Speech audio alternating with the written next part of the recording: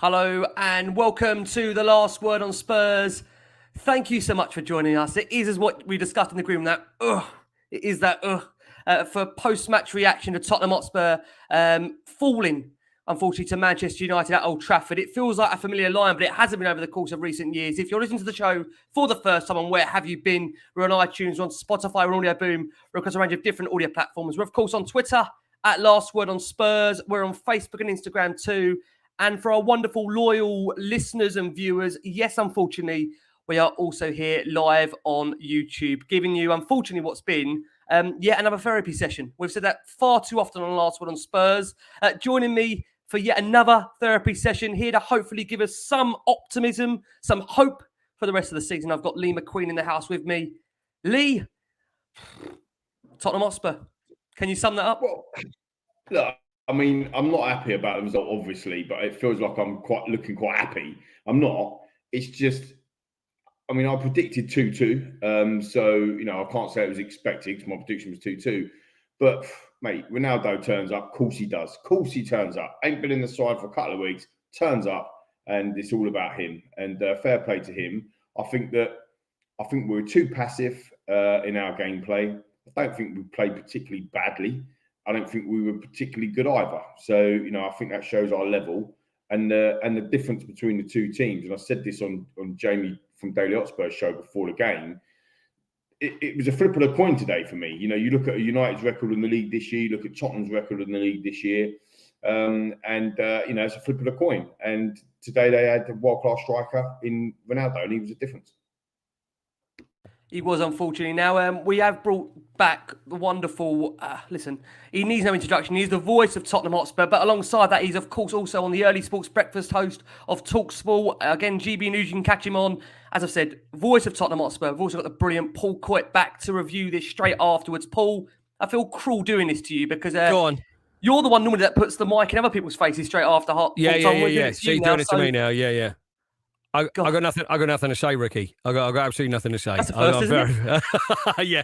No, I mean, it's Lee was right, and but what's interesting is what Lee did say though. His difference was a world-class striker. Of course, we got a world-class striker in Harry Kane. We've got, if not better, we'd rather have probably the Ronaldo playing in our side, but it just didn't happen for us. It just didn't happen, and it's just so disappointing. It's almost like we go to Man City and think we got nothing to lose, whereas we go to Manchester United maybe with a slightly different mindset, thinking this is a game we absolutely can win, whereas there's probably a lot of us that didn't think that we actually could win the game at Man City. I think probably most of us. It was just disappointing. I think they were there for the taking. I really thought they were there for the taking, and we didn't take them. So I'm a little disappointed, to say the least there, Ricky. That's all I can say. Yeah, aren't we all, Paul? So frustrating. We will unfortunately touch upon the game in greater detail, and unfortunately we have got for her a debutant for tonight, and probably she wishes it wasn't her debut, but it is. We've got the brilliant, and I've been trying to now get this right for the last 5 minutes, so forgive me now as we go live. I've got the wonderful Mia Graham on with us here. Maya Graham. I've done it again. God. Third time. Oh, dear. Someone shoot me. It's one of those like... It's 3 letters. It's not hard, Ricky. It's not hard. Desmond. Come on. Take 3, Desmond. We've got the brilliant Maya Graham from us here. TalkSport contributor. Lovely to have you here, Maya. Thank you so much for joining us. Sorry. It's one of those nights. You have to forgive me. If you can. I feel like with Spurs, Call him Ricky Sucks from now on instead of Ricky Sacks. That'll show him. That'll give him what for. Please do. God, please do. I feel like with Tottenham, it was always, it was a 50-50 of it being one of those nights. I was either going to come on here, have my debut and be absolutely, over the moon, or it was going to be like this. You just can't call it. And I think that's one of the major problems, and I'm sure we'll get onto it later on in the show, but I think that's one of the major problems at the minute is, I know, Lee, you said you predicted before, but I can't predict anymore. I really don't know what to think going into games. Like you said, you should be thinking that this is a game for the taking. United also a very inconsistent team, but you just can never, I will never ever put my money on Tottenham, especially right now, because you just don't know. So I'm of course I'm deflated, but I guess I'm just feeling a little bit numb as well to things at the minute with Tottenham, because the inconsistency is just really, really draining. Yeah, absolutely. Just Spurs this season, I think the nature of the inconsistency just is so frustrating. I mean, Lee, Let's kick it off with you. I mean, Spurs have lost a game that really, we shouldn't have done. If we're being brutally honest with you, we were much the better side in the first half. You're probably saying the second half I would describe it as being sloppy.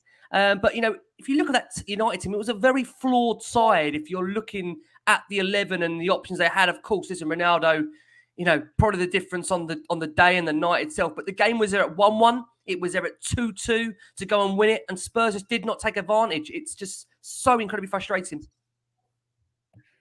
Look, I think what Maya said and what Coyte said as well. I agree. I think that we have got a world-class striker in Harry Kane. He didn't show that today. Some of the tactical patterns of play that we're laying out, and I think look, let's have it right. Yeah, I think all of the fans can see what Conte's done to this team. You can start seeing the patterns of play. You can see where we want to go and that progression. Game by game. Even though it's up, we win one, we lose one, we win one, it's up and down. But some of the patterns of play today just wasn't working.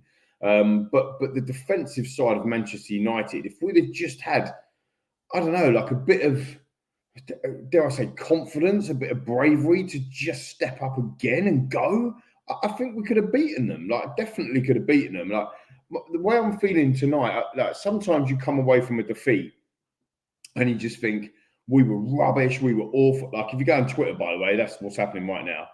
But you look at all that stuff and you think, but tonight I'm not like that. You look at the statistics. We didn't create enough chances, regardless of what the stats say. We didn't create enough chances. 3 shots on target. Now under Antonio Conte, since he come in, we've got an average of 7 shots on target, right, per game.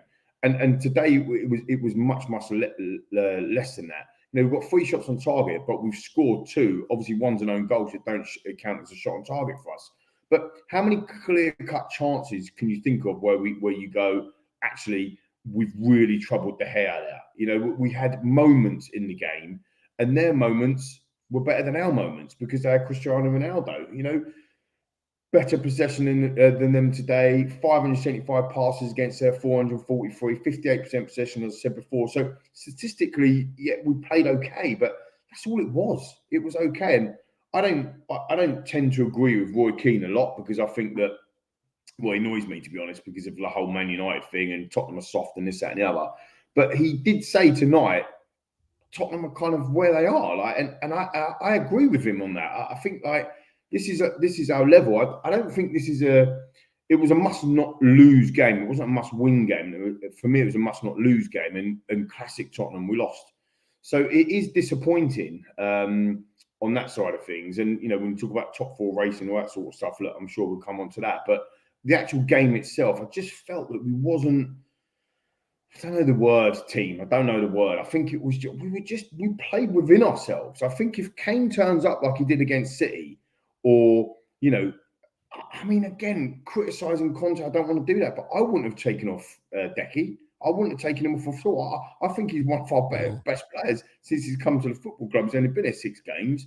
So I just feel that, I don't know, we weren't brave enough, or we wasn't confident enough to go, right, do you know what, let's have it and go again. And yet we showed so much character, in my opinion, to come back from 1-0 down and then again 2-1 down. Yet we just didn't feel like we was going to win that game. I don't know about the team, but I didn't feel like we was going to end up winning that game, especially when you can't give a goal away to a set piece. For me, I think, I'm sorry, that is unacceptable. I always say against set pieces, you've got everyone be able to defend that situation as a set piece on a corner.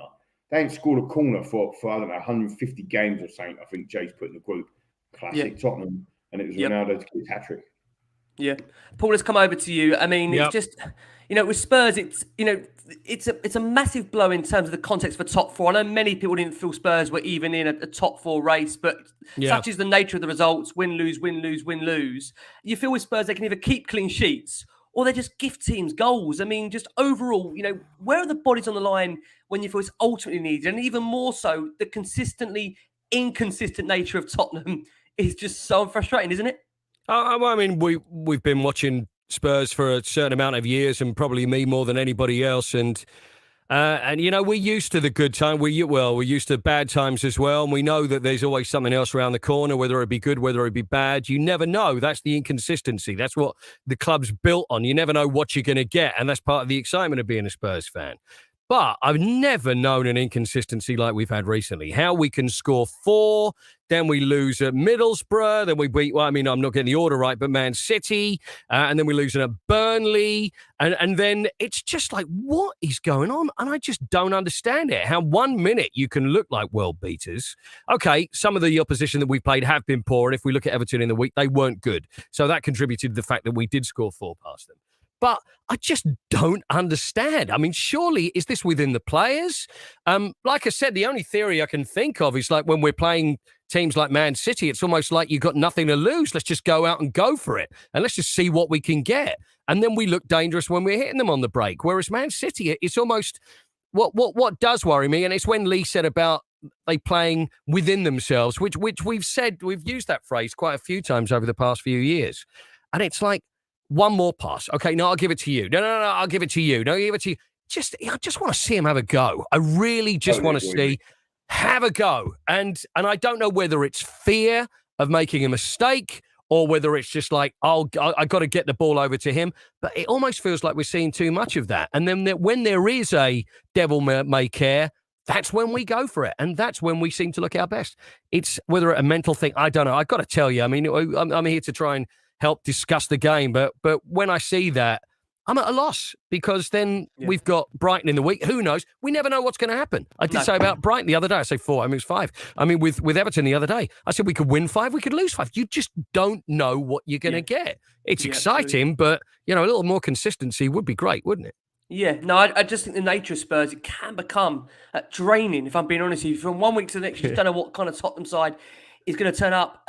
Maya, to come over to you, in the context for Spurs, a game that you felt Spurs, they didn't need, well, it was a must not lose game. And that's exactly what Tottenham did, unfortunately. But, it was from a Spurs perspective, looking at it in general, we defended terribly at times. Going to Old Trafford, there's one thing you need to be is compact, strong, and Spurs failed to do that, as Lee picked up on from set pieces. But if I just read you here, Spurs' last 15 games, this will probably sum up where Spurs are. Win-loss, win-loss, win-loss, win, loss-loss, win-loss, win-loss, win-loss. Does that pretty much sum up where Spurs are at the moment? We're not drawing games, though, are we? Which is good to see. We're not drawing games. It's only one stat that we're not consistent in, Paul, to be honest with you. Maya, what do you make of the form at the moment? Like I said, I can't feel like I almost can't get myself excited for games anymore because I have no expectation. I can't remember who touched on it, but the fact that, I went into the Man City game thinking, Spurs are going to pull something off here. Yeah, I go into Burnley, Southampton, even Everton. Obviously, Everton was different, but I go into those types of games thinking we're not going to get anything out of this. I don't know how I can be in that position as a Tottenham supporter. Tottenham are a huge club. We're trying to push to get into the top 4, but I'm not confident going into games against Southampton, Burnley, Everton, Middlesbrough. Was not confident going into the Middlesbrough game. Yeah, playing Manchester City, I'm confident. I'm really not sure how. I just can't get my head around it, really. I think I'm not sure how. It must be a mentality thing, because I'm really not sure how you can implement consistency. Where does that come from? But something needs to change, because we can't go on a streak of win-loss, win-loss, win-loss. We need to get our heads together, get a few wins on the board and go from there. Yeah, I think the problem I find is that the Spurs' capacity to self-sabotage is just one of the most remarkable things. And I think we've known this. I mean, listen, there's people that are unfortunately older than me out there that know it a lot more than me, that the case of Tottenham is that we are the worst, you'd say, masters of our own downfall. And just how many times is that always the case with Tottenham? Now, I am conscious that after the show, we had many, many questions in terms of the tactics, in terms of the game plan. So we will touch upon some of those questions. So came from Absolute Limbs. Why does Conte relentlessly persist with us attacking, though our wing backs, when their players are the worst in our squad? All 4 of their crosses and decision-making is terrible. Mark at Zero Clash Flow says, what was Conte's game plan today? We didn't do anything when the game was there for the taking that second half. Willie Selkirk, really, really poor, again, from the manager. Edward Hossagan says, I feel like we've watched all that game for the millionth time. A very uninspiring United with one key player telling us over. It's interesting, guys, because after the game, as I said, many comments in relation to the way Spurs set up, the tactics that were made. I mean, it does feel, coming back over to you, Lee, that when we allowed Man United to play against us like Burnley did, and we saw what happened against Burnley. West Ham did exactly the same. United seemed to let Spurs have a lot of the possession. And rather than give us the space that we thrived in, we seemed to lack the guile to really break United down on multiple occasions, although I know he did it twice. And Ronaldo really ensured that the game plan worked for United. So was you in favour of the way Conte set up the game? Well, I think it's interesting because you don't expect Manchester United to kind of dig in deep, at Old Trafford and give the ball to the opposition. You don't expect that, essentially. So maybe I didn't view it that way, but I think, hearing them comments and, chatting it through with you, maybe he could have changed the game plan slightly different.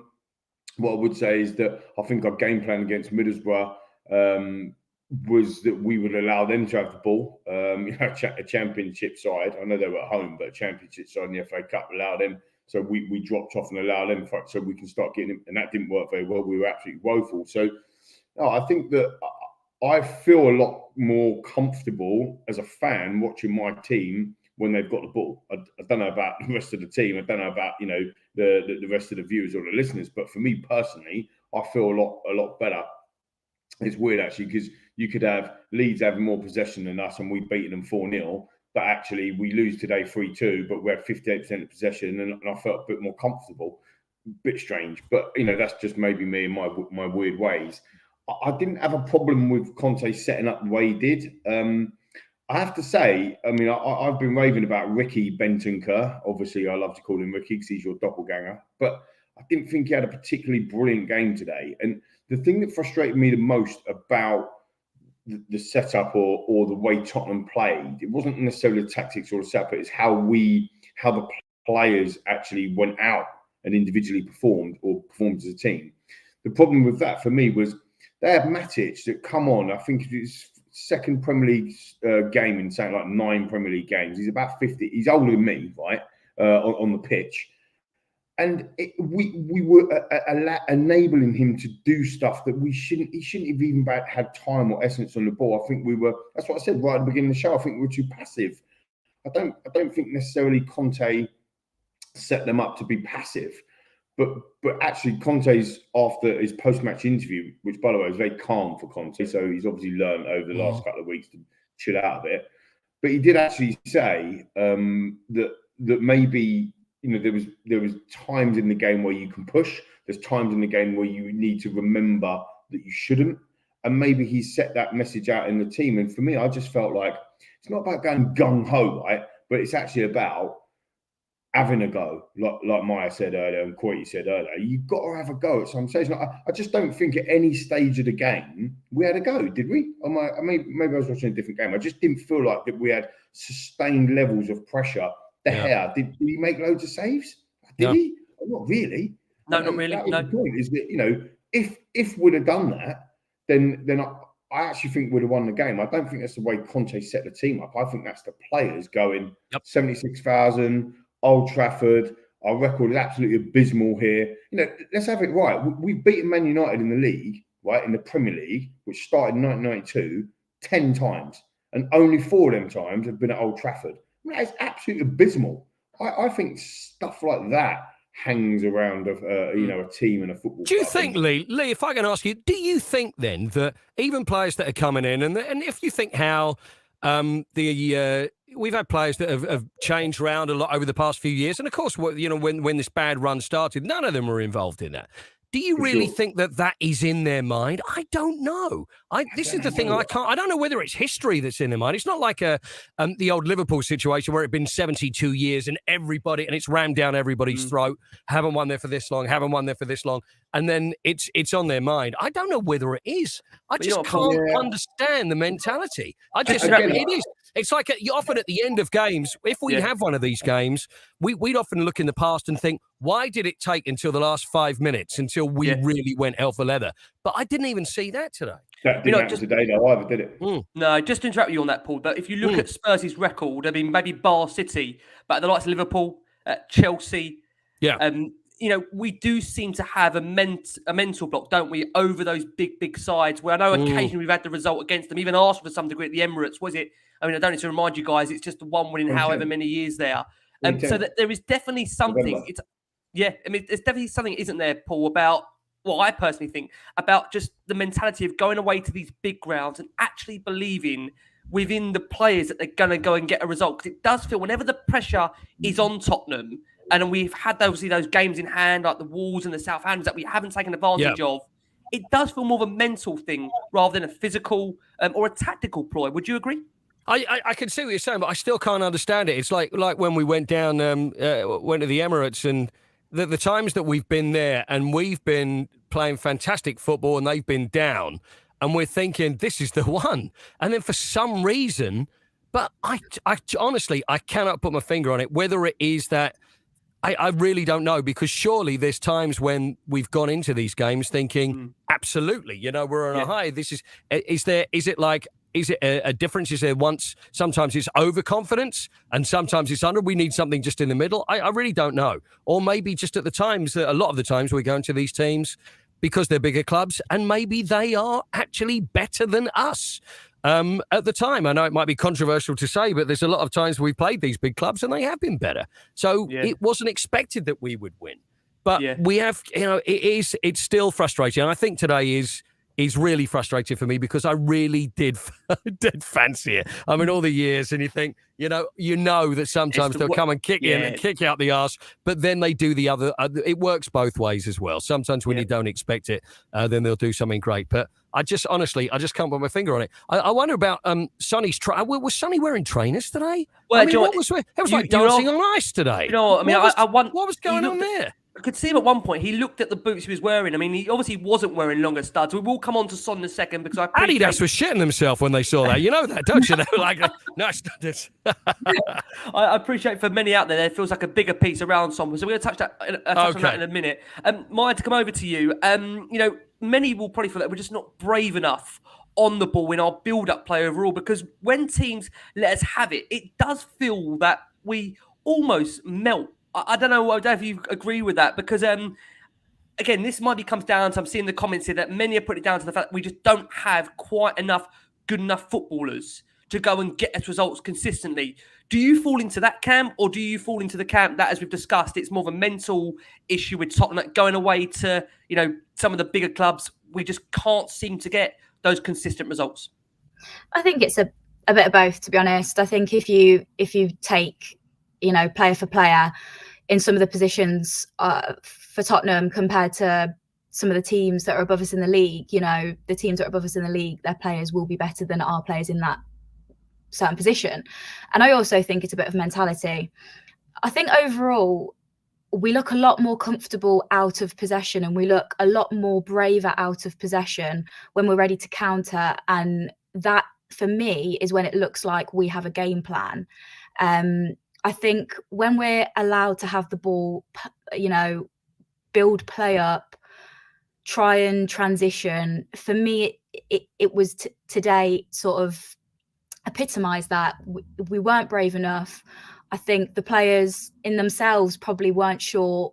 It felt like there was some kind of, it wasn't like a mental block, it seemed like a physical block once we got into the final third. What do we do here? Whereas if we pick the ball up from deep and we're on the break, we know Kane and Son have got that partnership. We know now Kulusevski can chip it. We know. And it seems like when teams gift us more possession, the players are just sort of like, right, what now? How do we play football?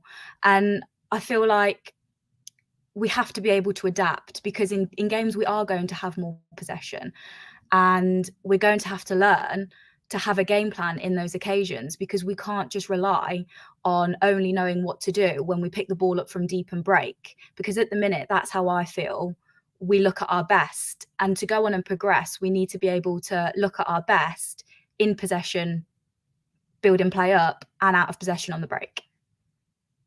Yeah, I mean, it's as you said there, very hard to disagree with what you said there, Maya, on that. I know many are frustrated in terms of Sonny's performance. Before we come on to that, I'm just going to read out some of the listener statements that we've had in terms of the game itself. Jamie March says, can't get over this loss. They were there for the taking and we failed. The problem is we need a couple of more defenders and a creative midfielder before we can hope to stem the tide of avoidable defeats such as these. Jay Reid says, how is it possible that our passing in the final third was just so bad this evening? We would have cruised to a win had it been better. Johnny Wardle, though, says, we played well and a loss. It's rare usually. We are normally horrendous and lose. Højbjerg today played really well. A one-man difference in terms of Ronaldo.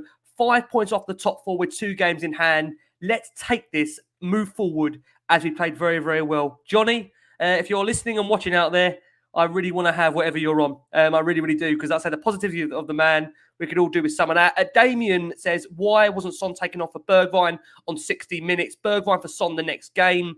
Just to kind of go on those points, Cody Noor says, what on earth does Sonny have to do to get benched? He fell over all over the place and he's no longer going at players.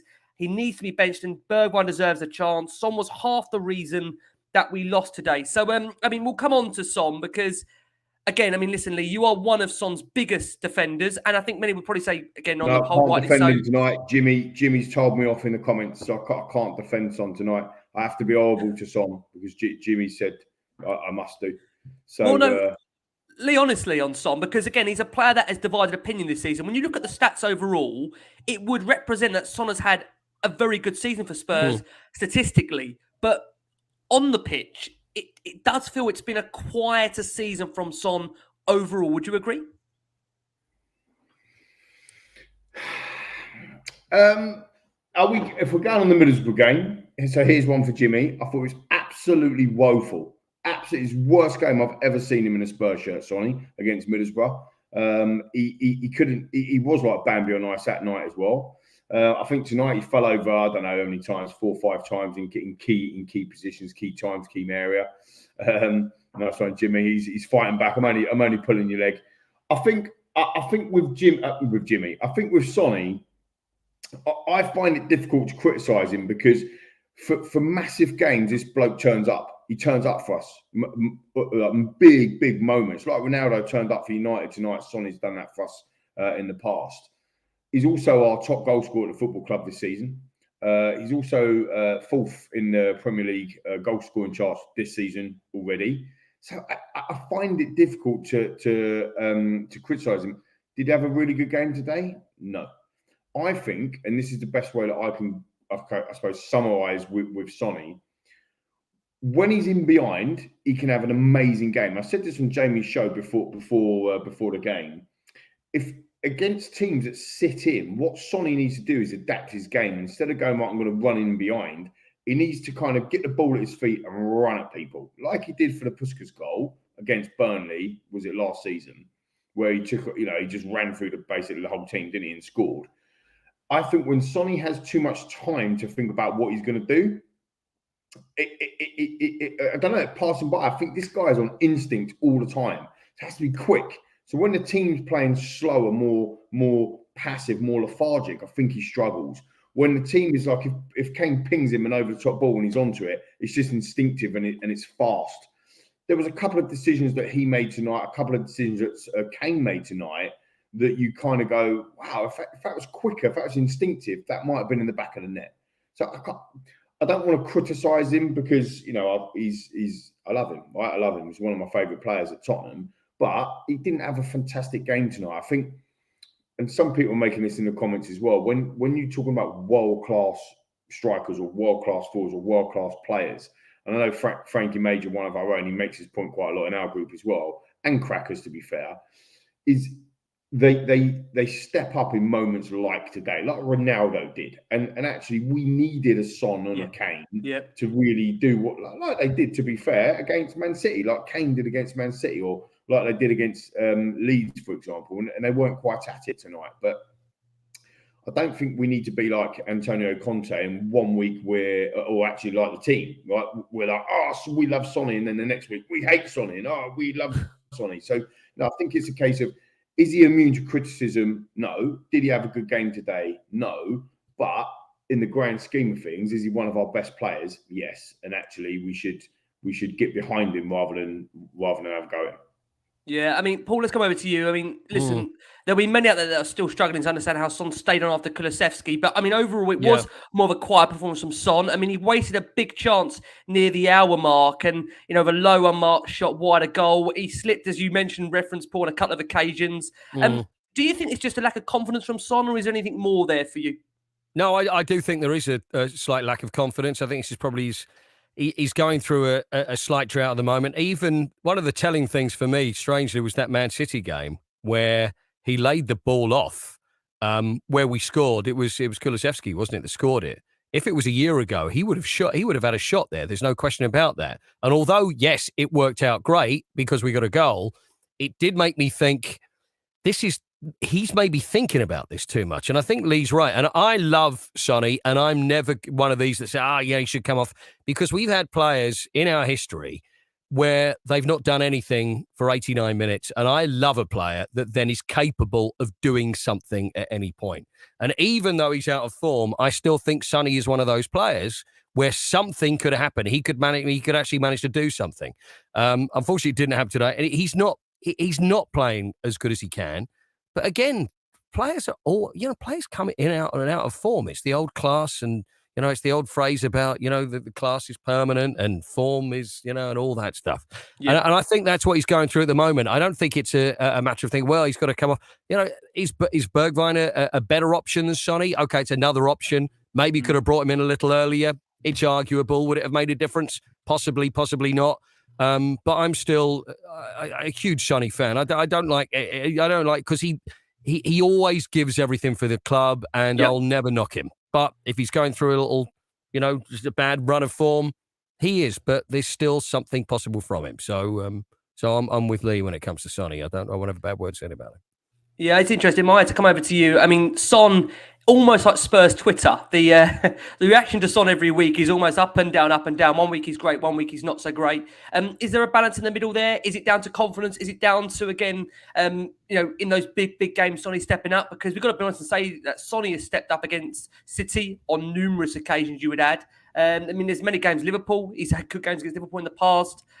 Chelsea, we can't forget, obviously, he scored against Chelsea as well. I mean, what do you put the performances down to potentially this season of Son? Because I think this is the season in general that's being critical rather than previous seasons. We've obviously spoken about the inconsistency of the team, and I think across Son's whole Spurs career, he's had these little patches of inconsistency, and he looks on every occasion that I can think he's had a little bit of a bad patch. It's usually when he looks a little bit run into the ground, but on this occasion, it doesn't necessarily look like that for me. I don't think he looks overrun or overworked. I don't know where the lack of confidence has come from. Maybe it's the inconsistency within the team.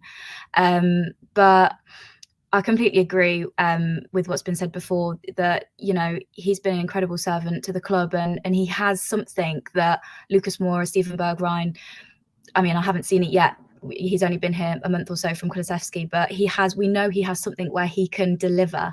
Even, he can go 89 minutes and have a bad game, and then he can pull something out the bag, and we know he can, because he is such a special player.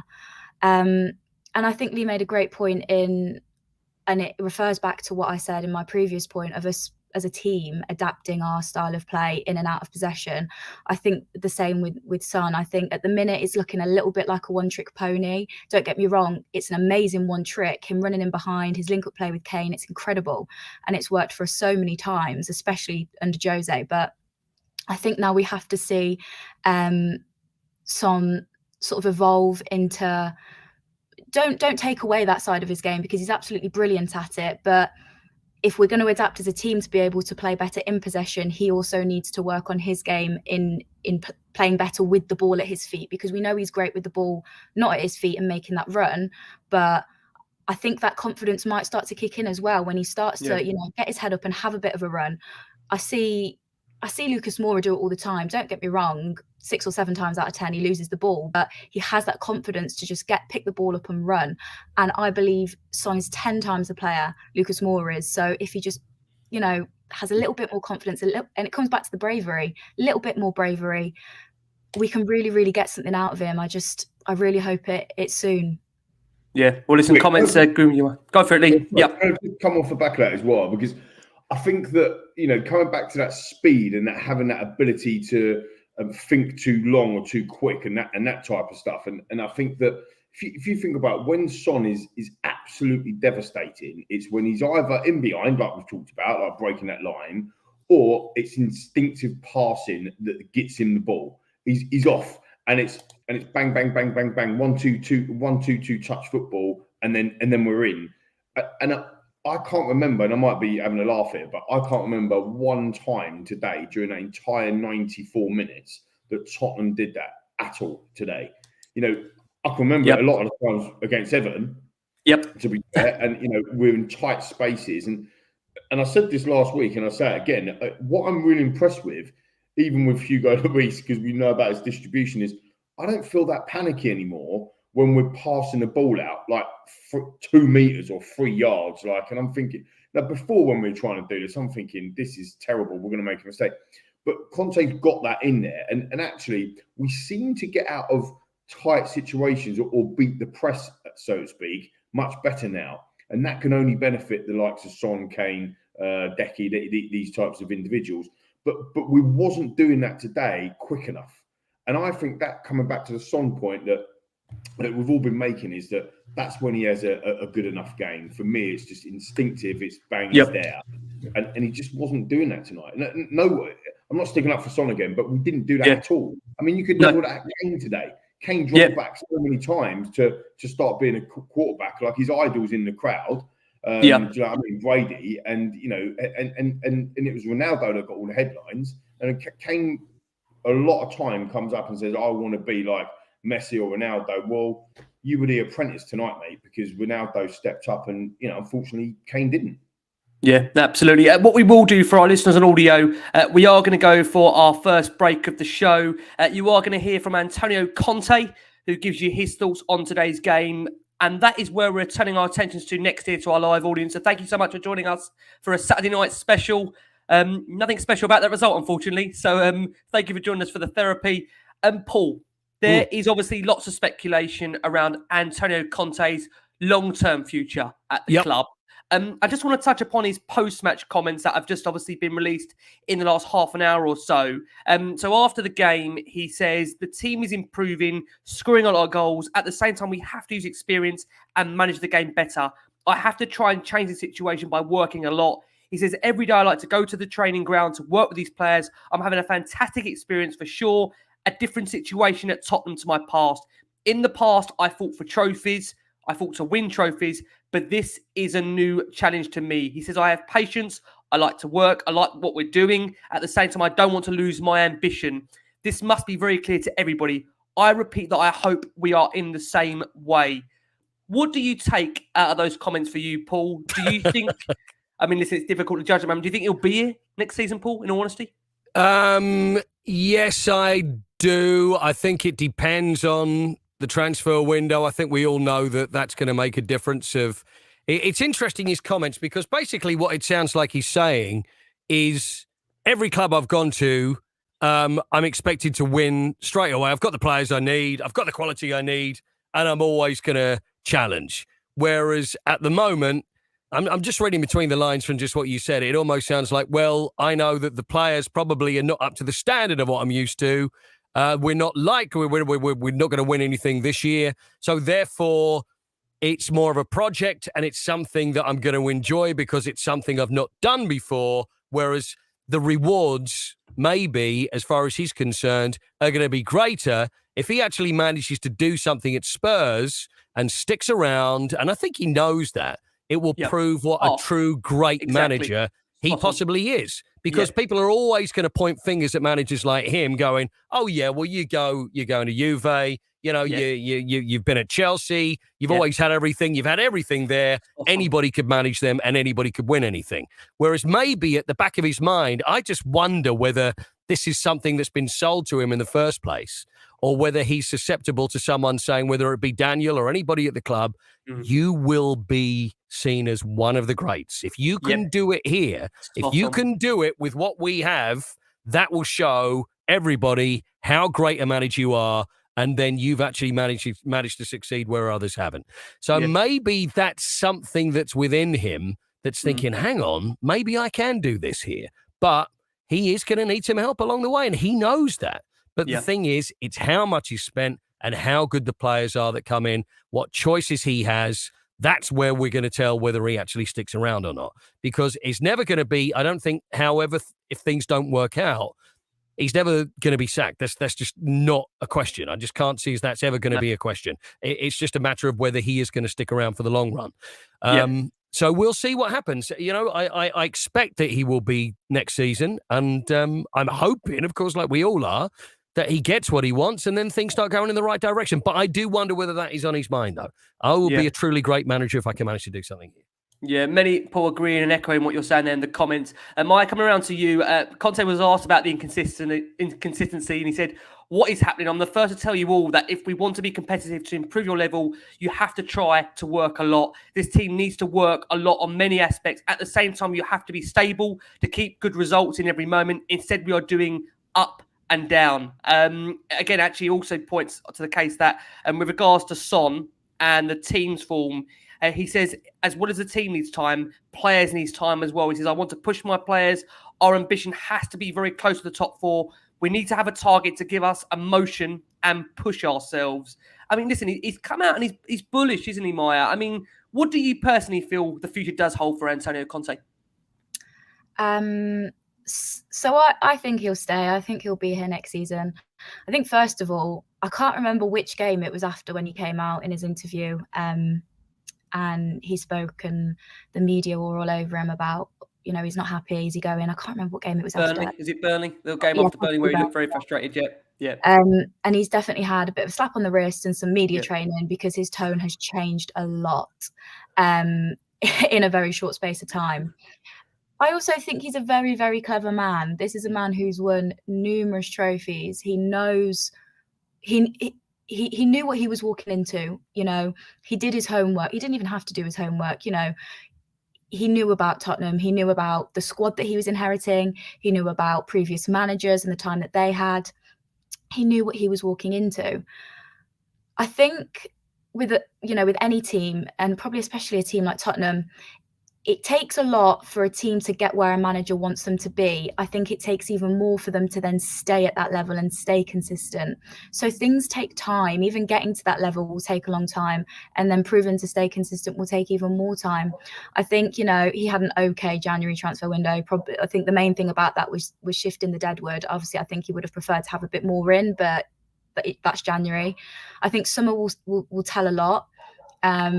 I think if you're going to back any manager that we've had in the last however long, you know, Jose, Nuno, you're going to back Antonio Conte. And I think, he'll be here next season. I think he has to be given the money to spend on players that he wants to develop his style of play. Because at the minute, I think you mentioned a question came in earlier about how we're trying to play with wing backs, and you know, we don't have very good wing backs. I think if he goes out and invests in positions where it will strengthen how he wants to implement his style of football, I think then we have to wait and see. But at the minute, you know, it's still early days in my opinion, and I'm quite optimistic, which is rare, I think, for me being a Spurs fan. But I am optimistic about the future of Conte at Tottenham. Yeah.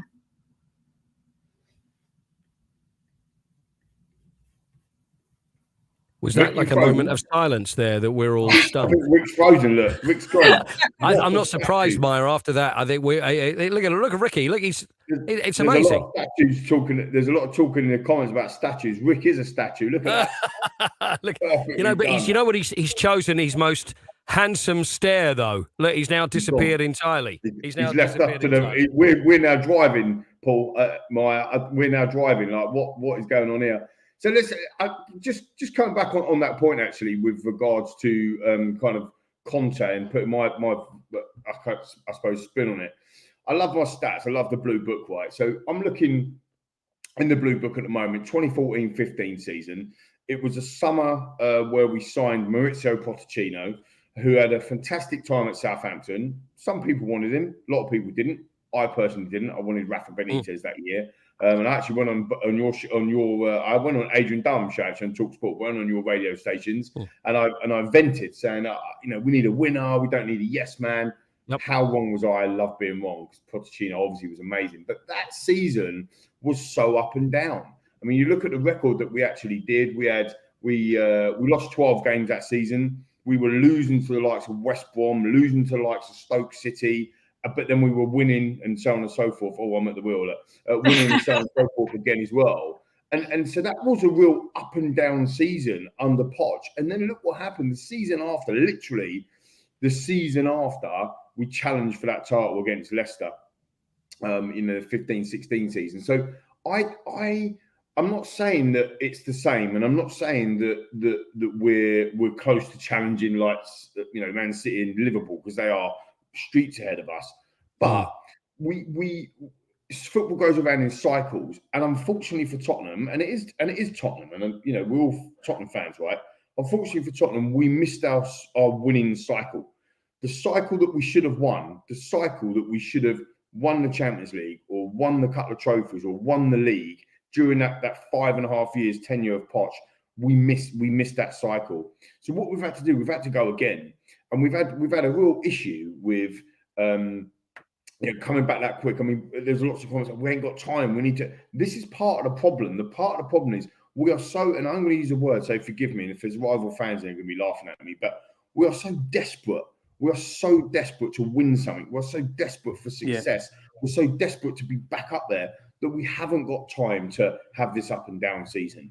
Let's take it. Nobody does, though. Nobody has the time anymore, Lee. No, that's the thing. Nobody actually can spend the time. It's. I mean, I hate to mention it, but if you look at Arsenal, he would have gone. He would have gone, and now someone that they've actually managed to keep faith with. Yep. Heaven forbid that it does happen, but it looks like that something might be happening there. And is that because of keeping faith with the manager? And also, I'm really sorry to interrupt. I remember what you were saying about the first year of Pochettino, though. I remember doing man of the match interviews at the club. And I remember players saying, because it was we started off and it was a pretty tough time. And players were saying to me, got to be honest with you, we're not sure. And this was like off the mic saying, well, we're not used to it. It's messing with their heads because we're not used to the way he works. We're not used to the training methods, the way he wants us to play, and we're just not used to it yet. And then eventually it does click into place. So obviously with any new manager, like you say, and also Maya says as well, it's probably something that is going to take time. We just got to be patient. But it is a problem, just this win, lose, win, lose. Just when we think we're there, then we're not, then we are, then we're not. So hopefully then things will begin to sell. Absolutely. Sorry, Rick, I know you dropped off, but you asked Maya and Paul about Conte. Yeah, I wanted to ask you directly, Justine, because I was going to refer to what you said. It was great when you weren't here, by the way. It was fantastic. You missed it. It was really, really great. I've just seen numbers got up by 500, so that's probably dropped down again now. Probably that's sum it up, really. Leo, I was going to ask you about Conte's comments, which were embargoed from Friday night, where he said, "I can tell you that I'm enjoying working for this club. I'd like to fight for something important for this club. To fight to win and not only to finish fourth in the league. I hope myself and the club can match each other in this situation." I mean, listen, I think he's kind of laid it on the table there in terms of what he wants. Do you think he will get that relevant backing from the ball? Because I think this is probably one of the first times where a manager has been that clear and concise in terms of his own personal ambition and where he sees the future for Tottenham. And it's very hard now to get away from that because he's actually been that clear.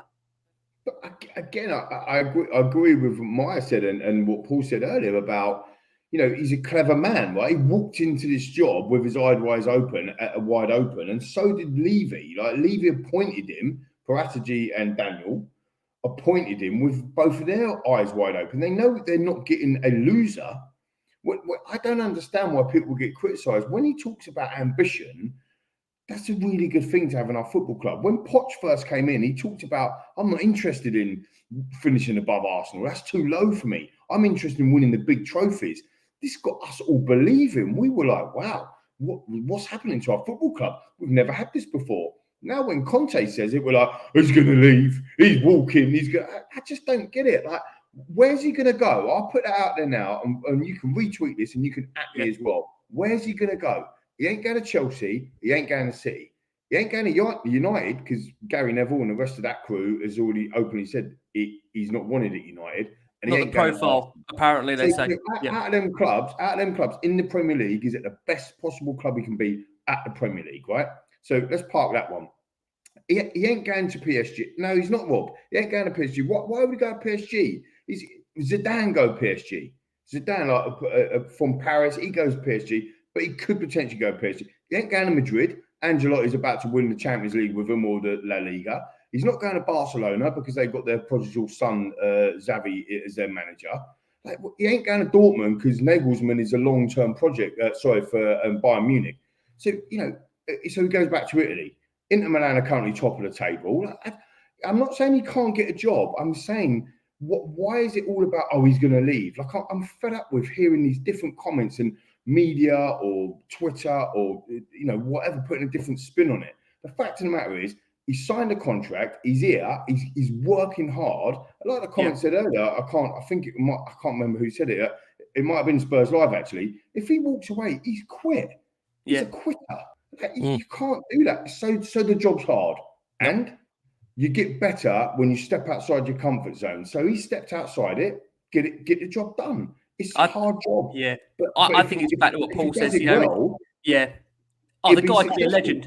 And I think, again, just to close this segment with you, the fans, from day one have chanted Conte's name. He's adored really by the supporters. And I think, like I say, he recognises that. The guy was given support from day one to the point where I think he said 3 or 4 weeks into this job, he's not used to this. He's not used to fans almost, craving him from day one. So I think it goes back to what Paul's point said earlier there, that if he was to win something at Tottenham, it almost, in a way, I would say, it really does elevate him as a manager because of the lack of success Spurs have had.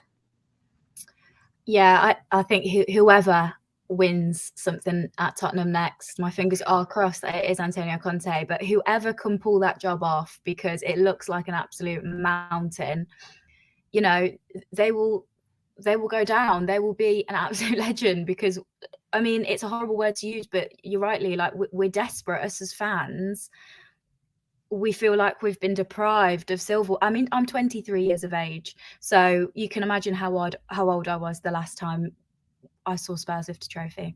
So, for people like me and my generation, we just want to see our team win something. So I think whatever manager is to do that, would be credited very, very highly. And I do hope it is Conte. And I think if he's backed and, if he can really, really shift the mentality of the whole club, then why can't we win something? Absolutely. Yeah. Just a final one on Conte before we just look at the key points of the game, just around the screen. I normally say around the table. We're not really around the table. It will be going around the screen. Paul, in your opinion, then, so you believe he will be here at the start of next season? Well, like Maya said, I'm 27 years old, and I feel that... What happened with... Paul, you told me you were 21. What's going on here? 21, that was 3 years ago. So things have changed. So do I think he's going to still be here? Is that the question? That is the question. Busy. Okay, I'm still thinking how old I am. Yeah, when are we talking? What? Next week or next summer or next season? He's going to be fine. He's going to be around. I think we've pretty much summed it up, and Lee's absolutely on the money. I think Meyer is as well. And he's there. There's no reason for him to then go, right, that's it. I'm down in tools. This is not good for me. I'm off. I'm walking. Well, why? For what reason? He's in a job to be a manager of a football club. How many football managers do you ever see that actually say, that's it, I'm walking away? I can't. I mean, off the top of my head, I can't think of anybody. Because the thing is, why would they do that? And also, even if they did want to go, they get paid a hell of a lot of money when they get fired. So there's no way he's going to walk away. So he knows what he's in for. He knows more than we do. It's not like we're going to point at Antonio Conte and go, oh, be careful, Antonio. When the summer comes, you're not going to... You think he doesn't know? Do you think he's going into these jobs thinking, oh, yeah, well, I'm sure this Tottenham looks good. They're going to give me £1 billion to spend over the summer. He knows exactly what he's doing. He knows the board well. The board know him. And hopefully he will get what he wants, whatever that is, But he would know that already, and the board know that already. So I'm sure he's going to be there. It depends on how good he is and how successful he is how long he's going to be at Tottenham Hotspur Football Club. So he will be there. Lee, over to you. I mean, same point. I mean, Paul there makes many. I think good reasons as to why he should be here. But do you think we'll be? I mean, the question really is: do you think we'll be going into the end of the season, Lee, with this uncertainty over his future? Because this won't bode well for anyone, will it? Really? I don't know why is it uncertain, Rick? He's just come out and said he's loving working at Tottenham for the last 4 months, and he wants to be here, and he wants to see the job through. And at the moment, it's up for another year, and hopefully it goes on longer than that. Why does everyone think? Do you think that's the? Is he just coming out of line? Is he? Is that what he's doing? I don't get it. No, he can't buy a player now, right? No one can buy a player now. No. So all the comments saying, "Oh, if he's not back, we don't know if he's going to be back." If Levy comes out and says, here's a war chest, 300 million, and then don't give him anything, he'll be walking along with the rest of us. I won't be renewing my season ticket either. And most people won't be. Do you know what I mean? So I think we just got to go with where we are at the moment. Do I think he's going to be? I do. I do think that, because a guy doesn't come in and sign an 18-month contract. He's laid the letter of the law down to the board, to the to everyone else. He's like one of us, Rick, almost. He tells it how it is. Absolutely. That's what we want. He said this. I don't think there's any illusions here. It is over to the football club. When he talks about the club, it's over to the football club to back him. But what does back him mean? Does back him mean go and buy 500 million pounds worth of players, or does it mean give him the additions that he wants, or does it mean give him a 3-year contract because he's got a 3-year vision? We don't know that. As long as he's happy. Is he happy with the January transfer window? I would say yes. I think he has been. But does he want more? Does he always want more? Is he ever going to be 100% happy? No. Because he's a winner. And he always wants to go more and more and more and more. And that is just the nature of the character. And the club knew that when they hired him. So if they didn't want to match his ambition, then... look, it's a little bit like Harry Kane, right? Harry Kane said, I'm an ambitious guy. I want to be in the top 4. I want to win trophy. I want to win stuff for Tottenham. And then they hired Nuno. And he was playing rubbish. And he was like, I'm off. I'm out of here. This is a joke. Then the club ended up hiring Conte. And all of a sudden, Kane's playing better. It's not a coincidence. They're matching his ambitions with this coach. So it is over to the club. If they don't back him in the summer, if they don't give him money, if they don't give him the players that he wants, he might well change his mind. But I think at the moment, he is immersing himself in the Tottenham, unfortunately for him. Unfortunately, he's suffering like the rest of us. Some emotion. I do. He's an emotional guy, like we all can be. I certainly am, and he's an emotional guy. And I think he's immersing himself in that world of Tottenham, and that can only be a good thing for us, I think. Yeah, well, we will go next, unfortunately, to the story of the game and touch on key points before we look ahead to Brighton. But before we do, Maya, it's been a pleasure having you on the Last Word on Spurs. You gave us an hour of your time, an hour of suffering time for you. So thank you so much. Maya, where can we find you across social media? I'm sure we'll be getting you back on again for your sins. Where can we find you? So I'm on Twitter. That is my handle at Maya Graham, and not Mia Graham. Yeah, not Mia Graham. What kind of idiot would get that wrong 3 times? I mean, I might have to find out myself. Absolutely unbelievable. Sorry, what's that? Mainly tweeting Spurs and all sorts of football. So give me a follow on Twitter. Amazing. Maya, been an absolute pleasure having you here, and we look forward to having you back on the Last Word on Spurs. Yeah, Maya. Under better circumstances. Our pleasure. Thank you so much, the wonderful Maya Graham joining us. Thank you so much. Right, for our listeners on audio, for our watching audience, we are going to go for a very, very quick break. And like I say, now we'll be touching upon very quickly for your benefit the story of the game before we look ahead to Brighton. Paul, let's start with you. I mean, Spurs, we made just the one change to that team. We knew ahead of the game that Conte had 3 injury absences going into it. One of those being Ryan Sessegnon, who we understand will be out now for between a month to 6 weeks. Reguilon, of course, going back into the side. Skip Tanganga remaining out. So that team read Lloris, Romero, Dyer, Davis, Doherty, Bentancur, Højbjerg, Reguilon, Kulusevski, Kane and Son, with a bench of Galini, Roden, Sanchez, Emerson, White, Winks, Bergwijn, Lucas, Scarlett. Paul, happy with the team before that came out? Yeah, I think so. I think you can't then go from one win, especially the last one against Everton, and then expect, well, we're going to make wholesale changes here. You've got to stick with the winning side. And this is the problem. We just don't seem to have that consistency, whereas it goes from one game to the other. So you can't argue with the team that was picked. Reguilon, it's a strange one for me because he doesn't seem to have come back to that form that he had when he started playing for Spurs. I thought he was absolutely fantastic. Then, obviously, it was under Mourinho, and it looked like his confidence had gone.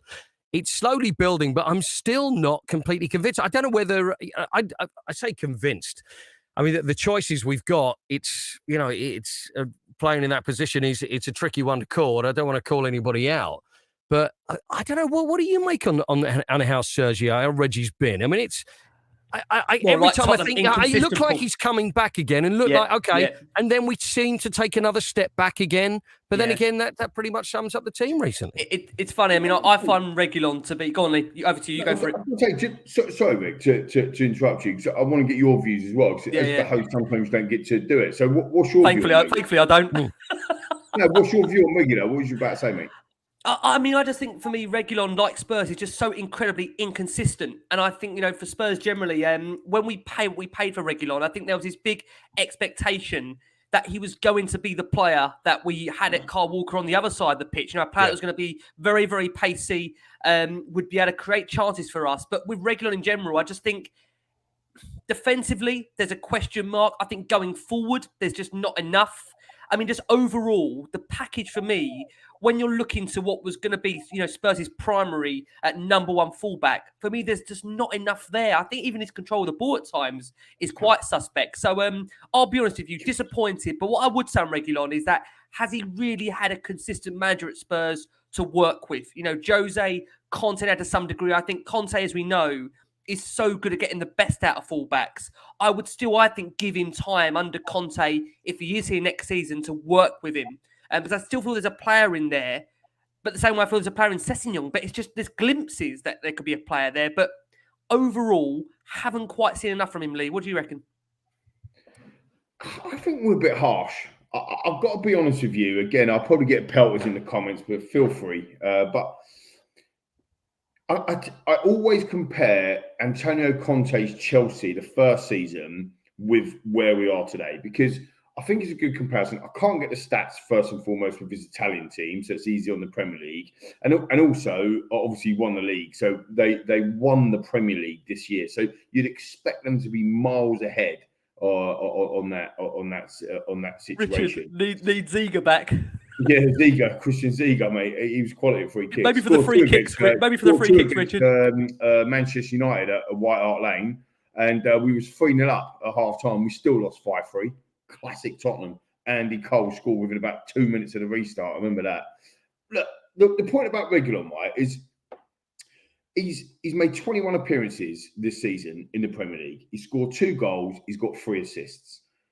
The geezer that everybody raved about, that Antonio Conte changed into this unbelievable wing-back, was Victor Moses. And in the entire season that he played for Chelsea, who were far better than us because they were Premier League champions, 34 appearances, 3 goals and 2 assists. Reguilon had the same amount of clean sheets as Victor Moses that season as well, so far as well. And tactical play and attacking play and all that sort of stuff, he's got a better goal scoring record, minutes per goal, than what Victor Moses did. So I just think sometimes we have our Tottenham glasses on, where again we're so desperate for success. We're almost like got these glasses on to say, oh, they're ridiculous, or they're not so good, or they're inconsistent. But actually, he's not as bad as what we actually think. When you look at fullbacks in the Premier League today, right, there is no doubt about it that Trent Alexander-Arnold is your golden standard fullback. Not a wingback, by the way. He's a fullback, isn't he? Golden standard. Robertson probably on the other side of the pitch, or Reguilon side of the pitch. You got Reece James over at Chelsea, haven't you? Gold standard. Who else is absolute gold standard? Now, I bang the drum for Digne at Everton, who's now obviously just gone to Villa. What's he done at Villa since he's been there? Like, he ain't been, have a look at the statistics, have a look at how they're playing. I think tonight with Reguilon, sorry, I'm not like a fanboy for Reguilon, right? every time he got the ball, he had to look up, and there weren't enough white shirts for him to cross to. And this is part of the problem. Where's Doherty? When Doherty as a wing back is without the ball, Conte's telling him to make another. They should have had Decky, Doherty, Kane and Son in the box when Reguilon is on the left-hand side ready to cross. Go back and watch the game. Never. There was never 4 white shirts in the box. They were always coming short. They were coming out. So Reggie's getting the ball. He's having a look. He can ping the crosses in. He could have. He didn't.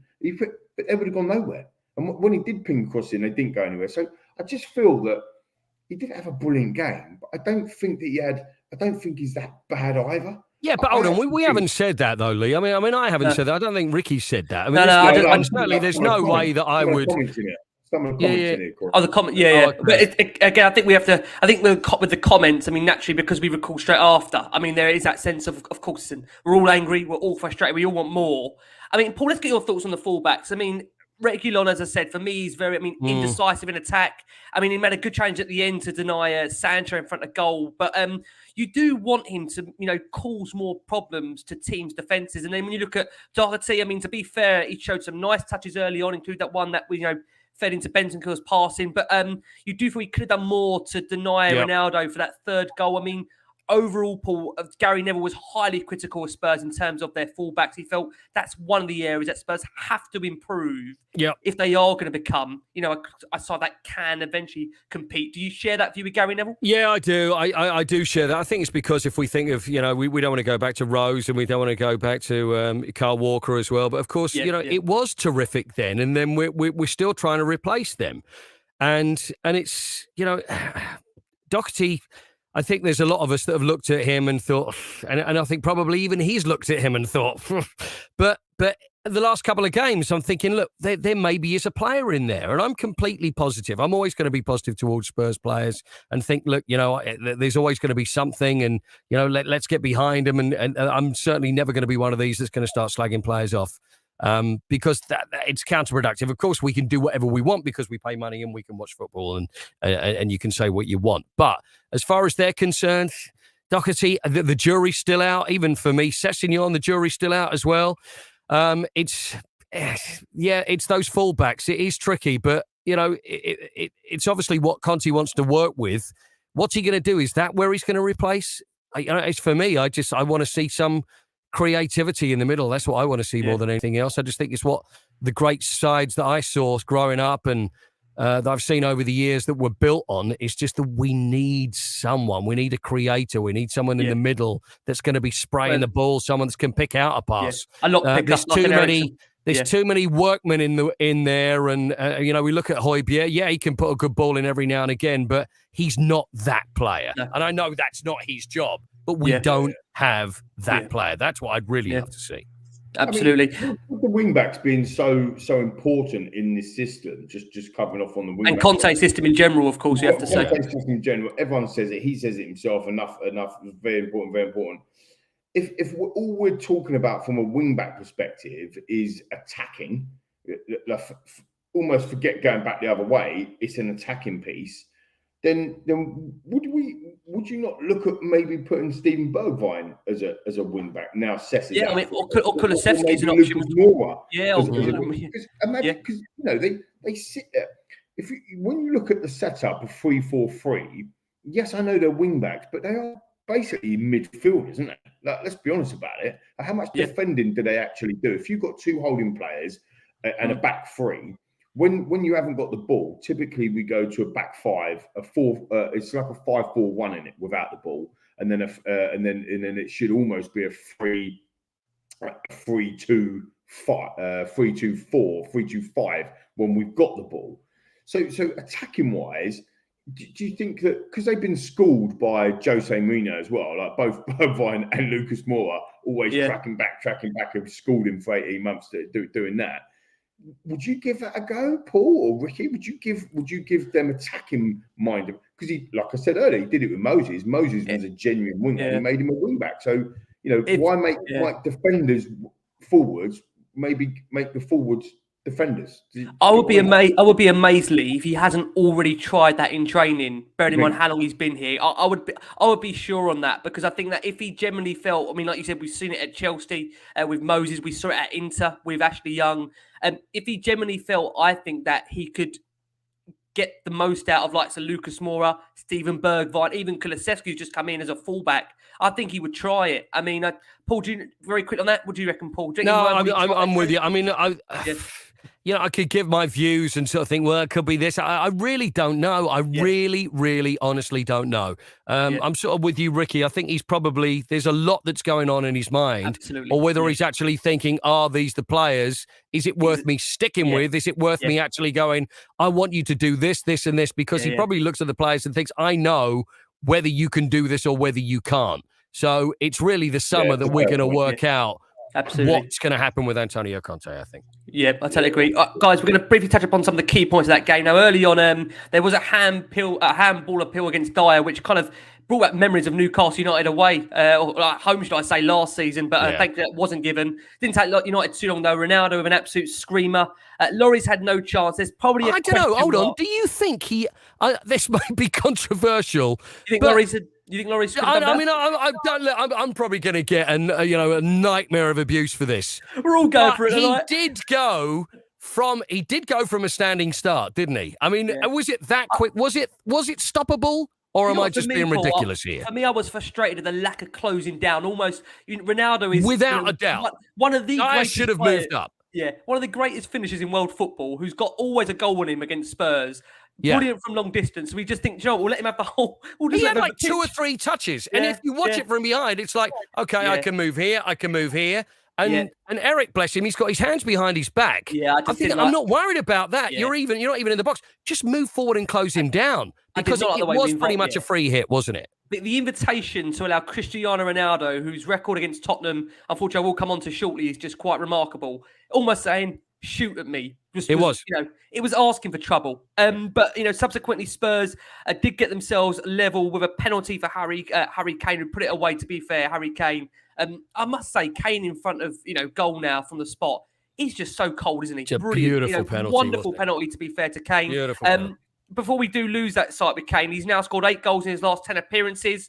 And for him now, for Harry Kane, I think also when you look at his overall, goals this season, many question in the big games, has he stepped up? I know again tonight that was questionable about Harry Kane, because apart from the goal, lots of question of just how much he did contribute to the game overall. Lee, Harry Kane for you, other than the goal itself, it felt like he struggled to affect the game. Would you agree on that?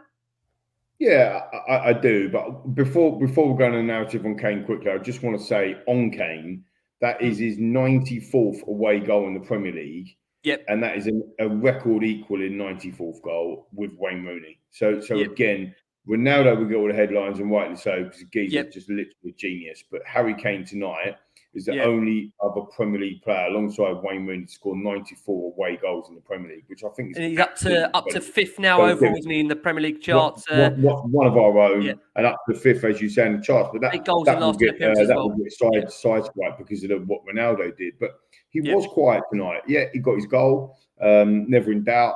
I never feel like he's going to miss a penalty ever. And hopefully I ain't jinxed that, but I just don't. I'm just very, very confident with him. But he was quiet tonight. I think where his game's evolved so much, and it has, and he's who am I to kind of criticise Kane? The same with Son, really. But actually, I think with Kane, what he needed to do a little bit more, and goes back to my point about Reguilon on the crossing, is he needed to be more up top today.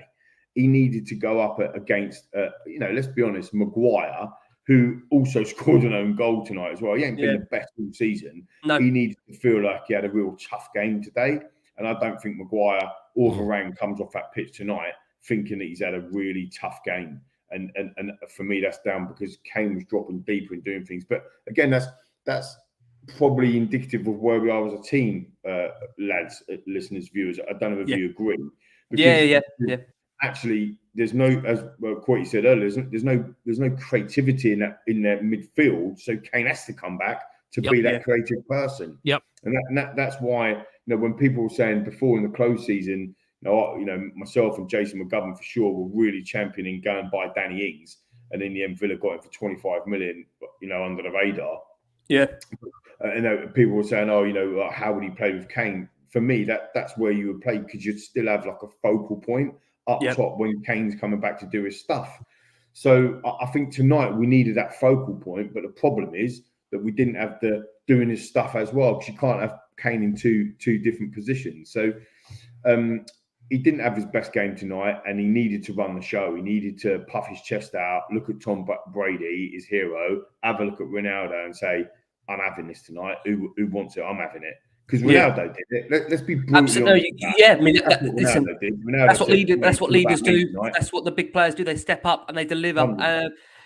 Paul, coming over to you, United. This is the most frustrating thing about Spurs. United hit back straight away to make it 2-1. I mean, it was I've seen Reguilon getting a lot of criticism for remaining onside, but if you look overall defensively, Dyer as well. I mean, just team wise, I just felt the lackadaisical approach from Spurs, getting yourself so worked up to get actually back in the game, to then fall behind so quickly was so infuriating.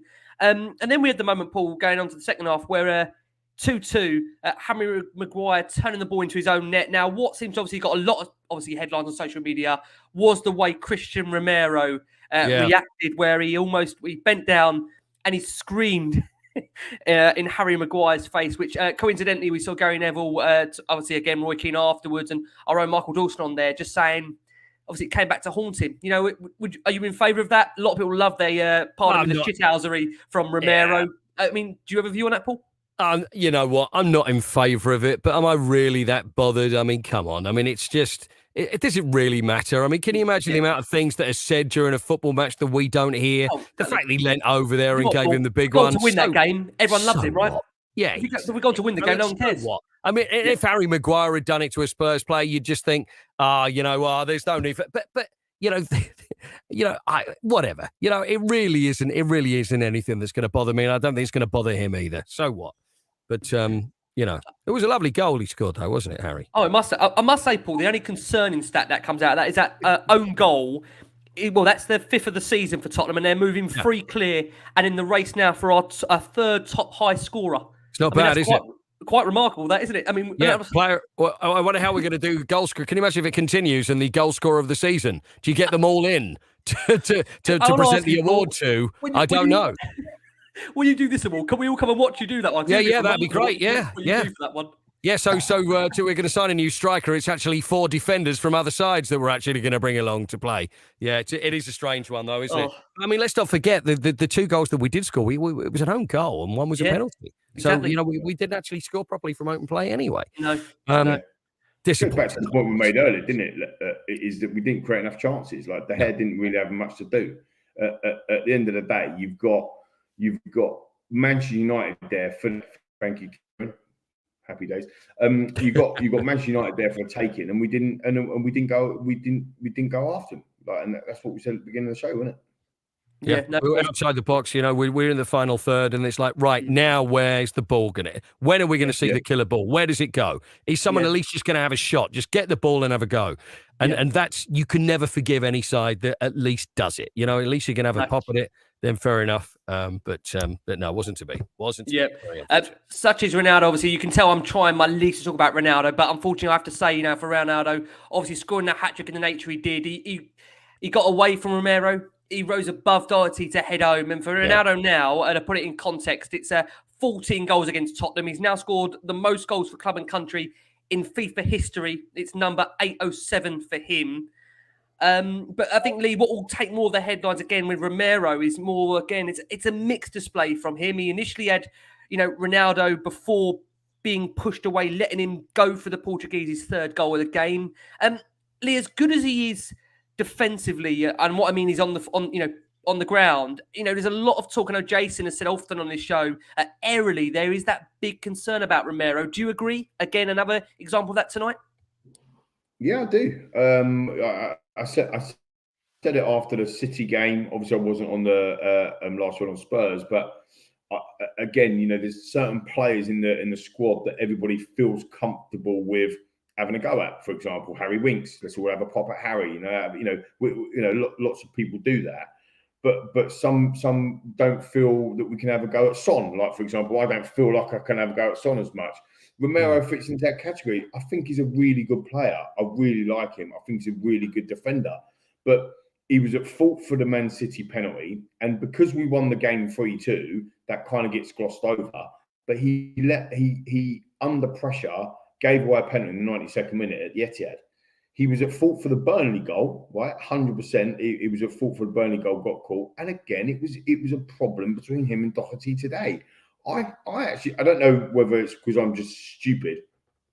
I couldn't work out who was meant to be marking Ronaldo. Was it Doherty or was it Romero? They'll both be blaming the other one. You know that, don't you? They'll be saying it was your man.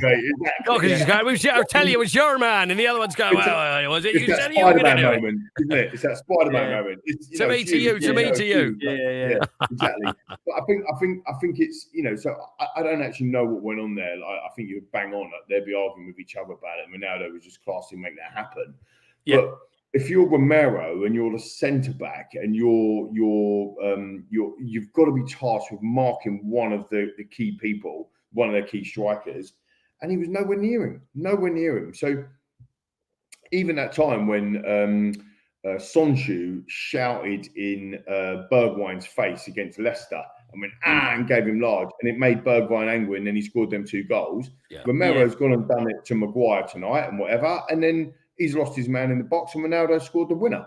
Yep. So, what goes around comes around. I just think he needs to concentrate on, if he's not good enough in the air, no problem, because we've got enough people in there. Like, you'd expect somebody else to be good enough in the air to come back, like Harry Kane, for example. Harry Kane's brilliant at defending corners. Why weren't Harry Kane on Ronaldo? I don't know. Well, Ronaldo, surely he would be the first target, wouldn't he? You've got a corner coming in. Who's more likely to rise up? And have you seen do a million times, score with their head? There you go. Possibly Maguire, but it's always going to be Ronaldo. You've got to keep an eye on Ronaldo. And it was almost, and he'd slipped them. There was 2 of them either side of him. And still he managed. I mean, that's credit to him. But even so, you can't let him do it. He knew what he was going to do, surely. I think at any time, this is just my thing, but any time we concede from a set piece, I think is absolute criminal. I think it's a joke. I don't think you should give away a goal from a set piece personally. Especially as much as Conte is drilling these players, Lee, as well, training wise.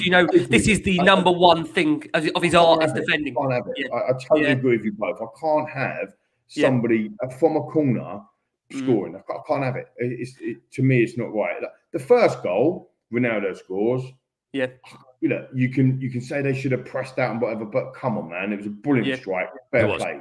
But that third goal, it was good movement from Ronaldo, and he made it happen. And again, I make the guys Gary Neville and Roy Keane, I make them right in the studio. He wanted it more. He wanted it more than anyone else. He's like, I'm scoring, so he scores. If Doherty was like, I'm defending, or Romero's like, I'm getting this ball away, you just didn't see that. It was too passive. They were a bit soft. And Ronaldo got what he deserved, a hat-trick. And he was as we touched upon, centre back wise, and Eric Dyer, we mentioned, stood off Ronaldo, gave him far too much space for that goal on the 12th minute. I mean, he did see his goal-bound header cleared off the line from a Dalmat midway through that first half. Ben Davies, obviously, at one point had the ball in the net. That was ruled for offside. He did try to get back for Ronaldo second after Reguilon played him onside, but simply just couldn't do so.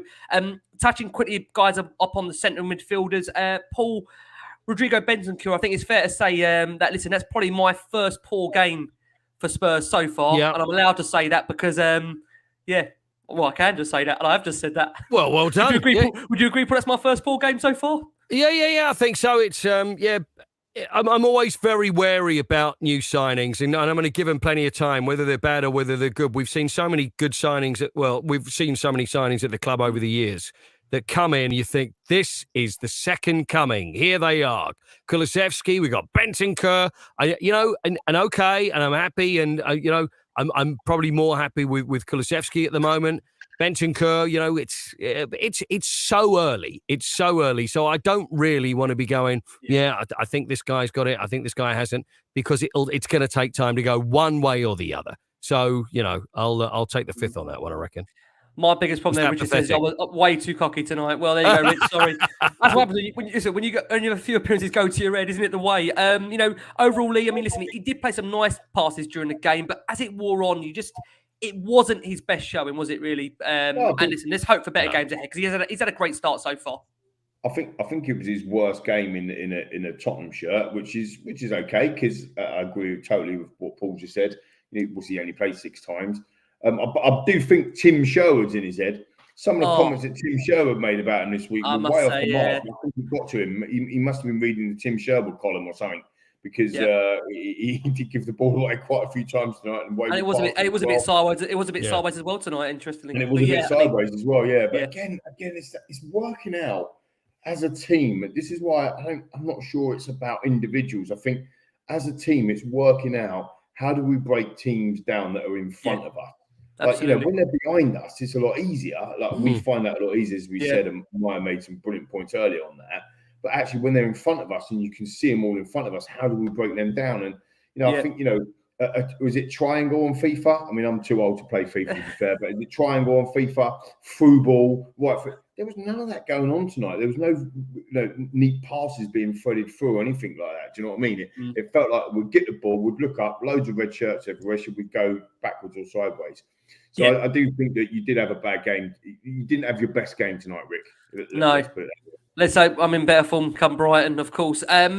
Listen, Højbjerg, I mean, listen, he won the ball back in that United half on numerous occasions. You know, you'd probably say, I mean, again, this might cause controversy. It probably will, but who cares? I mean, Paul's tried to go controversy. Lee's tried to do it. I'll go it as well now. I think Højbjerg was probably one of Spurs' better players on the night. I thought he was okay tonight. Yeah, I mean, listen, he won the ball back on plenty of occasions. He, you know, got up the pitch. I mean, again, Kulusevski, you know, he was busy tonight. Busy at times. He also picked out Son for that big chance for 15 to go. Listen, if Spurs get a point and Kulusevski's involved, we're all sitting there saying again, what a performance on Kulusevski. He's had another assist to his name. But I think, again, with Kulusevski, he would have been massively disappointed to have been taken off in the time period that he would have done. Bearing in mind, again, I know we touched on it earlier, not to go back over old ground. When you compare the two, Son's contribution and Kulusevski's, I think he would have been very, very, I would say, disappointed rather than angry to have come off.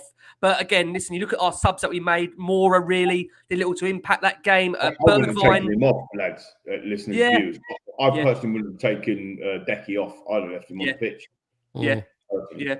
Listen, Harry Winks did replace Bentancur in the final moments. I think that's probably all that needs to be said on that. So what we will do... He had a good 3 minutes, didn't he? He did.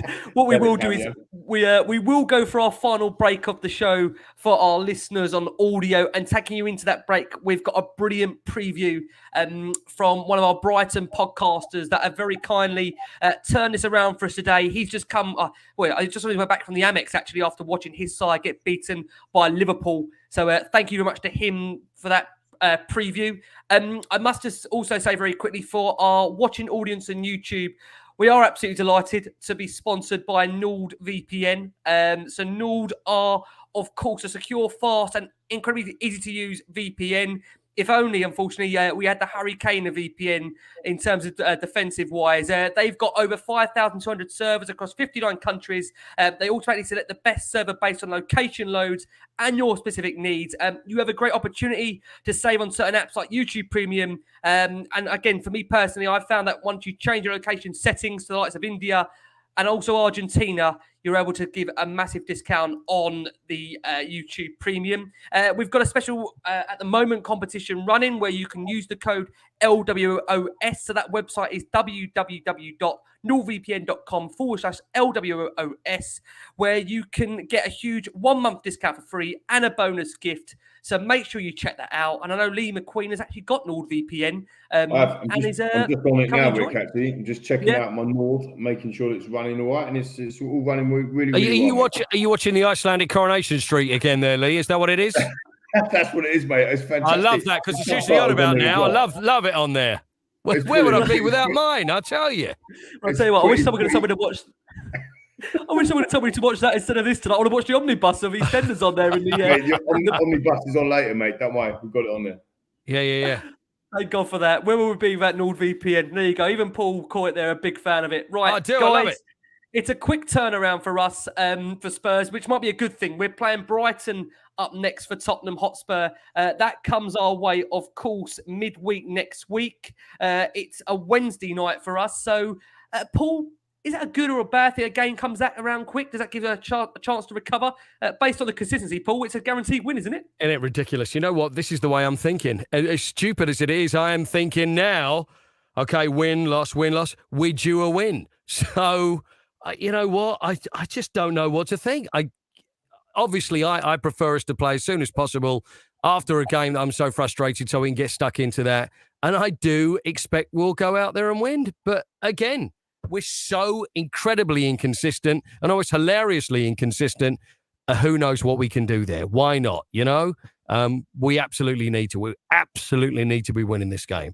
So, so let's just hope we do. Yeah, I mean, coming over to you, Lee. Brighton's form really recently under Potter. It's been horrendous, hasn't it? Yeah, you know, generally, I think it's 5 defeats in the last 6 games. It's been a real poor. 6 defeats on the trot, even. It's been, I say, really, really poor under Graham Potter. I hate to say it, Lee. This isn't a case of Dr. Tottenham showing up, is it?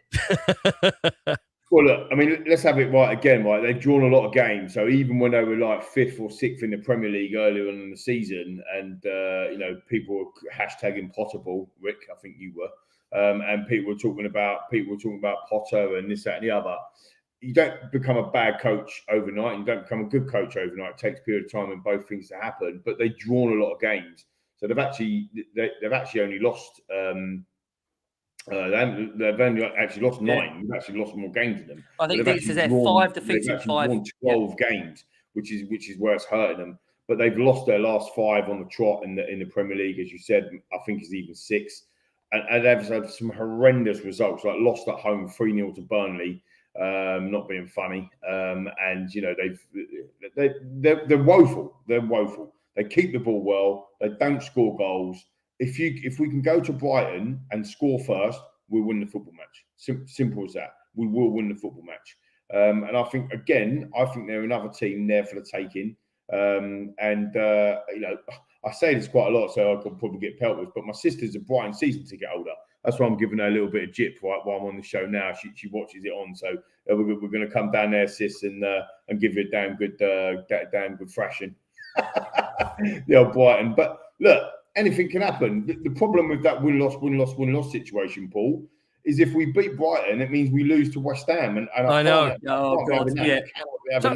This is the stupid thing. This is the way I'm thinking. And this is this is what they've done to me. And I'm now thinking, Christ, that's right. So if we lose, if we win that one, that means we lose the next one. So isn't it ridiculous the way it's playing with my head now, this totally. win-lose inconsistency? Should be nonsense, but it is. I'm beginning to believe it. Maybe, sorry, but I was going to say maybe we can't think of West Ham yet. Let's give them another week or so for their cup final. Yeah, God, yeah. Let's just go after Brighton. Like we have to beat Brighton. They are in a horrendous situation, and we need to combat that situation. If they don't score goals, if we go at them, if we start being on the back foot and this, that, and the other, and you know, we might end up having a problem. But my problem with Tottenham today was United were on the back foot coming to this football match. We could have quieted that crowd down and gone after them right at the off and score first, and that would have been a different football match today. We didn't do that, and we ended up getting beat. We need to do that against Brighton because they don't win at home. They're a nightmare. They've had a shocker this year so far. Yeah. Very quickly, guys, just before we get predictions and we allow you to go for your... to have some kind of relaxation after what's been a difficult, we can say, result. Although I always feel like when you do these shows, it does feel slightly cathartic that you come away feeling that. Yeah. Therapy. We go again. Paul, what's the ambition? I'm now this sounds like a hell of a question, Ricky. Go on. What's the ambition now what's the ambition between now and the end of the season for you? You know, many people now saying we don't want to finish in a Conference League spot. There's some saying, look, don't even talk about top 4. Where are we, Paul? What is it now between the end of the season that we're playing for? That's a really tricky question. You know what? We've just got to go out and just do what we can. We can't sit there and think, well, yeah, we're going to go for top 4. I mean, for crying out loud, that's a horrendous question to give to me. And I was going to say, yeah, Europa Conference League. That's what we're going to go for. Listen, all we can do is go out and try and beat what's in front of us. Let's get in the Europa League. Of course, we want to get in the Europa League. We don't want to not play in Europe, do we? We do want to play in Europe. Okay, Europa Conference League is one thing. We need to get in the Europa League. It's not over yet. It's not completely over. We're looking at it thinking, well, there's no chance. But you just never know with this club. You just never know. Let's just take each game as it comes. Let's just beat what's in front of us if we can, and then we'll see how we go. But, I can't be saying, well, this is what we've got to aim for, because what have we got to aim for? That's fair. I mean, Lee, coming over to you, I think Tom sums up there quite well. He says, once top 4 is mathematically out of the question for Tottenham, we'll win every game, which is probably true. What do you think, Lee, the rest of the season holds? Look, I think that today was a blow. 1 point rather than 3, because it was a must not lose game rather than a must win. Would have been nice to take 3 points off them, and obviously it looks a lot worse. Weirdly enough, and it's a big if, but if we win our 2 games in hand, Man United, we still go above them. So that's where I'm kind of saying it's not massive. Instead of looking at everybody else, if you just look at the table, and I bang on about this all the time, so forgive me, but for 12 seasons, average points to get in the top 4 is 72. So my question is, can we win? We can still. There's 11 games to play, which is 33 points, which means we get a maximum of 78 points. So we can drop 6 more points and still get in the top 4. So can we do that? That's the way I would look at it. Can we still go? We could still lose, for example. Can we, Lee? Can we? Can we? Can we do it? I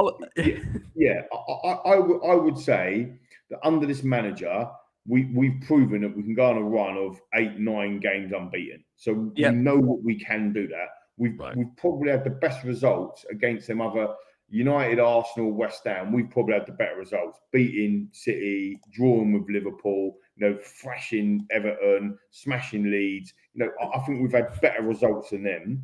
And we've also got West Ham and Arsenal still to play. And we've still got games in hand on West Ham and Manchester United. So, look, I still think, until it's mathematically impossible for us to do it, I still think we can do it. But also, just as an aside, if we finished 5th outside the Champions League, is it that bad? It's still, we've had a massive transitional season with a load of players that were bought in for Nuno that haven't really worked out under Conte. We've already sacked our manager. We've all now got a new manager in as well. That's a massive transitional flux season. Yeah. A top 6 finish, bearing in mind, everybody, viewers, listeners, whatever, our average finishing position in the Premier League since it started is 5th. So if we finish 5th, we're kind of par score, aren't we? I love that from Richard. Carol Vorderman couldn't get us in the top 4 now. Yeah. You know what? I mean, it's difficult. I think there's an emotion thing about it. If you look at it and say, if you're managing the team and you're saying, right, we've got a maximum of 33 points left to play for, we can afford to drop 6 points. Last season, 66 points got you a top 4 finish. 66, and the season before that, 68. Yeah. And I'm basing this on 72. So the Arsenal looks strong. It's definitely theirs to lose. This is mind games now, by the way. All the Arsenal fans, you start worrying yourself. So we can lose 3 games then. We can lose 3 games now, and we're all right. The thing, at the end of the day, it's the way the fixtures. They've got to play Manchester United. Manchester United have got to play Arsenal. West Ham have got to play Arsenal. So they've all got to play each other. So if I've worked this out correctly, we only need to win 2 of our next 14 games, and we're in the top 4. Brilliant. Correct. Look, at the end of the day, we need to win another. We need to win another 8 games, 9 games.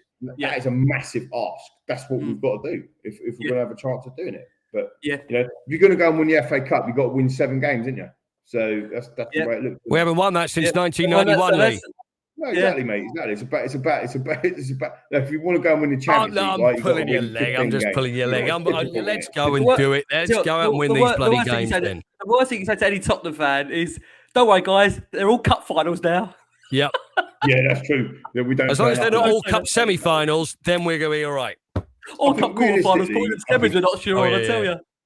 I think realistically, looking at the table now on my other screen, if you're a betting person, and I'm personally not, but if you're a betting person, you would probably say top 6 is probably where we'll finish. Or save your money completely. There you go. Yeah. Right, prediction, guys, for Brighton. Let's close it for the sake of our families. Paul, let's go over to you. What are you going to go for? I think last time I was here, I think I made a correct prediction. Didn't I make a couple of correct predictions? I think I did. Yeah. So I'm going in again. You're not saying 4-0.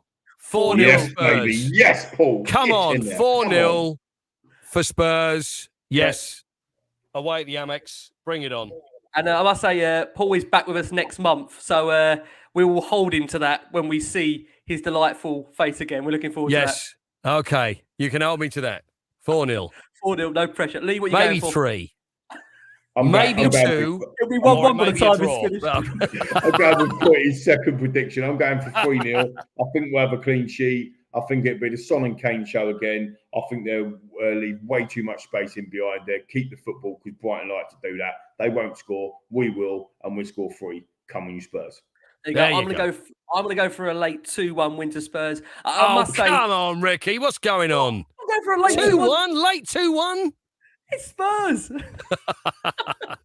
I must say, again, listen, tonight it's been a pleasure having, the voice of Tottenham Hotspur, Paul Coyte, back on. Paul, we must quickly just address the elephant in the room. There's been hundreds of comments here. Everybody's asking, listen, Paul, what's happening? When may we see you? What are you asking me? When may we see you again at the Tottenham Where are you? Where are you referring to? What, back there?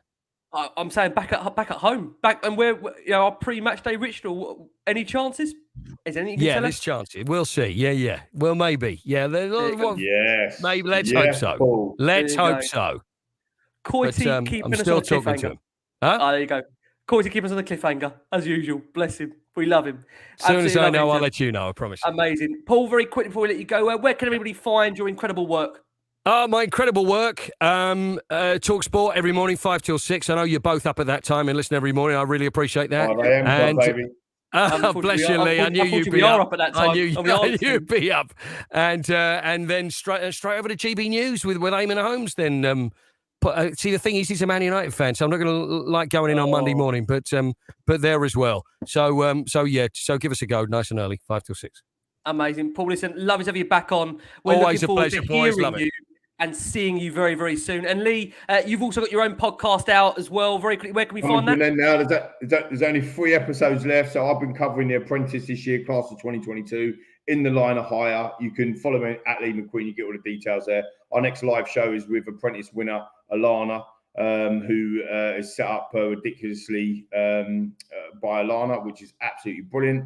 And we'll be chatting all things. It's a top 4 actually. Not a top 5 at the moment. It's top 4. So first time that's been said tonight. I don't know what's happened to the lads. We'll be digging into that, getting the details and the analytics out on my platform, Phoenix 51. So check that out if you're interested. Can I just say, Lee, they've never been as good as you, mate. They've never been as good as you, and you know that. We know that. They all walk in your shadow, my friend. They do, mate. I inspired them all, I think. Absolutely no question. Guys, thank you so much for all your time. For our watching audience, thank you so much as always. Listen, we are back with you on Wednesday evening for who knows what's coming in relation to Tottenham Hotspur. But again, wishing you, let's say, all the very best. Please keep safe, keep well. From the wonderful Paul Coyte, from the brilliant Lee McQueen, from me, guys, keep safe, keep well, keep the faith. And as always, come on, you Spurs.